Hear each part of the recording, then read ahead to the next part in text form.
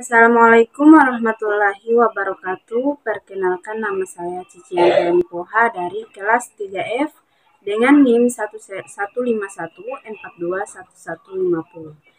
Jadi pada video kali ini saya akan menjelaskan perkembangan kurikulum di Indonesia dari tahun 1947 hingga 2022. Perubahan kurikulum di Indonesia dari tahun 1947 hingga 2022 telah mengalami 11 kali perubahan kurikulum. Baik, berikut ini penjelasannya. Kurikulum pertama yang lahir pasca kemerdekaan 1945 yaitu Rencana Pelajaran 1947. Kurikulum ini baru resmi dilaksanakan di sekolah-sekolah mulai tahun 1950. Ciri khas dari kurikulum ini yaitu perubahan arah pendidikan lebih bersifat politis dari orientasi pendidikan Belanda ke kepentingan nasional. Kemudian fokusnya pembentukan karakter yang merdeka dan berdaulat hingga sejajar dengan bangsa lain. Rencana Pelajaran 1947 kemudian dilakukan beberapa penyempurnaan, maka lahirlah Rencana Pelajaran Terurai 1952. Rencana Pelajaran 1947 ini dilakukan beberapa penyempurnaan.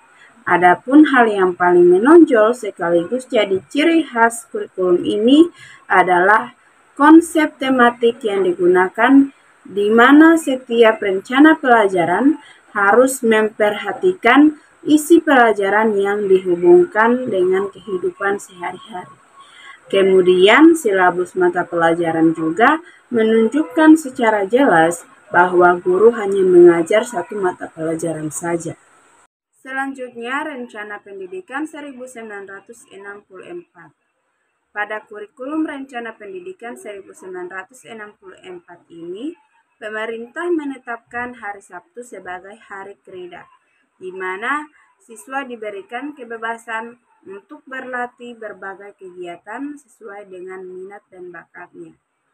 Fokus utama kurikulum ini adalah konsep pembelajaran yang dilakukan secara aktif, kreatif, dan produktif.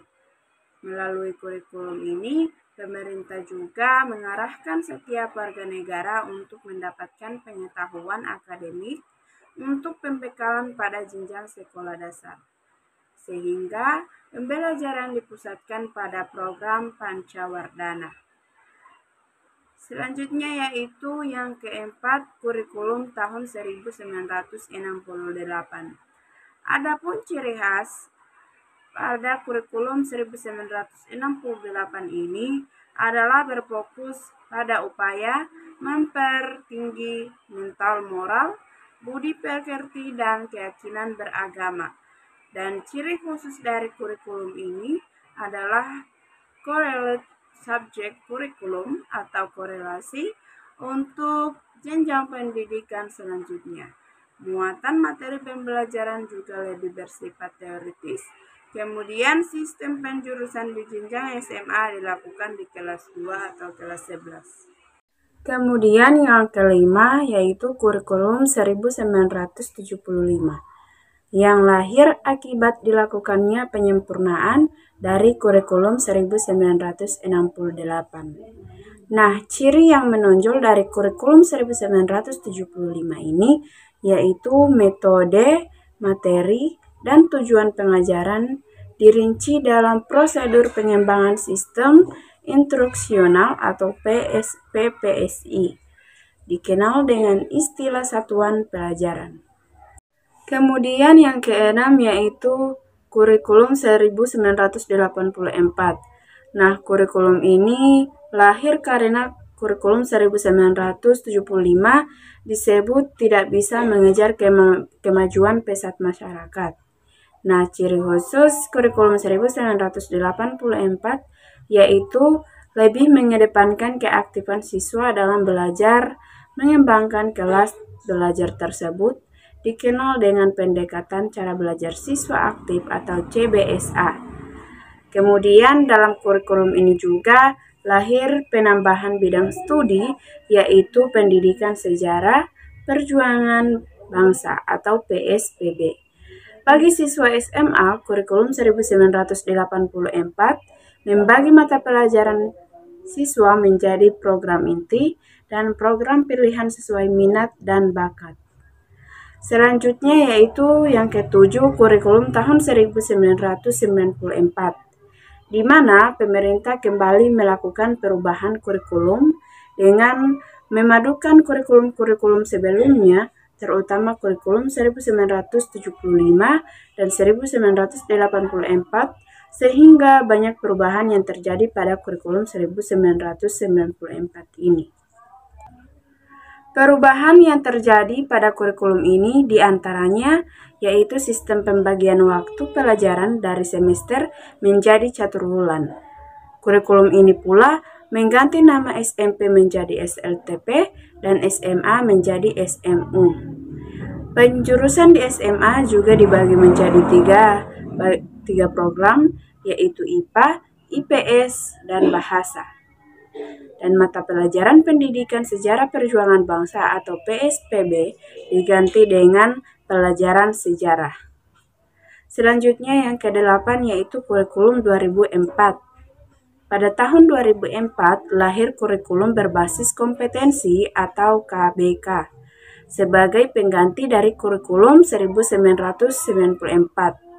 Kurikulum ini berbasis kompetensi yang mengandung 3 unsur pokok, yaitu pemilihan kompetensi sesuai spesifikasi, indikator evaluasi untuk menentukan keberhasilan pencapaian kompetensi, dan pengembangan pembelajaran dan indikasinya sekolah diberi kewenangan mengembangkan komponen kurikulum. Kemudian nama SLTP di sini diubah menjadi SMP dan SMU diubah menjadi SMA. Selanjutnya yang ke-9 yaitu kurikulum 2006. Kurikulum 2006 biasa dikenal dengan kurikulum tingkat satuan pendidikan atau KTSP yang diberlakukan sejak adanya Undang-Undang Nomor 20 Tahun 2003 yaitu tentang Sistem Pendidikan Nasional yang kemudian dijabarkan dalam Peraturan Pemerintah Nomor 10 Tahun 2003. Adapun khas kurikulum ini yaitu desentralisasi sistem pendidikan Indonesia, di mana pemerintah pusat menetapkan standar kompetensi dengan kompetensi dasar, sehingga guru dituntut untuk mampu mengembangkan sendiri silabus dan penilaian sesuai dengan kondisi sekolah dan daerahnya. Yang ke-10 yaitu kurikulum 2013. Kurikulum 2013 ini lebih menekankan pada pendidikan karakter yang diintegrasikan pada setiap bidang studi. Kurikulum 2013 menekankan pada pembentukan sikap spiritual atau KI1, sikap sosial atau KI2, namun penilaian sikap KI1 dan KI2 ini dihapuskan pada setiap mapel, kecuali pendidikan agama dan PKN. Kemudian ciri khusus kurikulum ini juga terdapat pada penilaian berbasis pendidikan karakter, pembelajaran berbasis sistematik, dan guru sebagai fasilitator. Dan yang terakhir yaitu kurikulum merdeka, yaitu pada tahun 2022. Inti dari kurikulum merdeka ini adalah merdeka belajar. Konsep ini dibuat agar siswa bisa mendalami minat dan bakatnya masing-masing. Kurikulum merdeka dikembangkan sebagai kerangka kurikulum yang fleksibel, materi esensial, pengembangan karakter, dan kompetensi peserta didik.